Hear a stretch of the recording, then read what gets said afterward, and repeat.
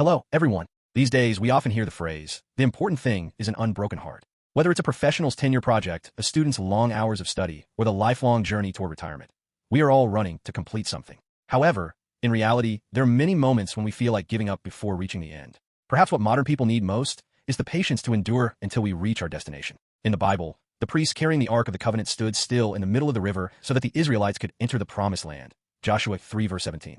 They remained in the center of the Jordan with patience until every person had finished crossing. Because they held their ground, it was possible for every single person to cross completely without a single straggler. Here, the word cross, Abar in Hebrew, doesn't just mean moving from one side to the other. It signifies a complete transition. It means putting an end to the past life of slavery and the wandering in the wilderness to enter a new dimension of life.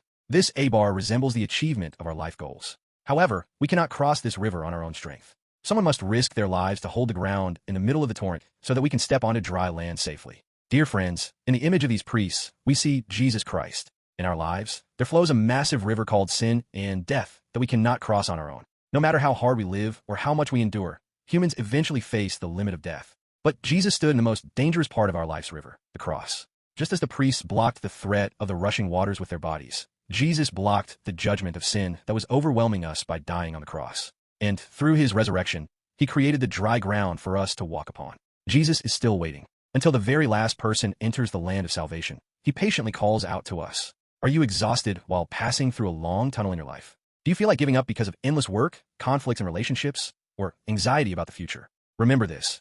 Jesus is standing in the middle of the river of your life. When Jesus said, "It is finished" on the cross, our victory was already secured. The dry ground of the Jordan River becomes our hope of heaven and true rest in life today. Worldly projects may fail, but the project of salvation led by Jesus never fails. Because of his patience, we are safe. Trust him and take one step at a time. Finally, in that place where he will wipe away every tear, the land of complete victory awaits you. I bless your day today, that you may walk upon that firm, dry ground.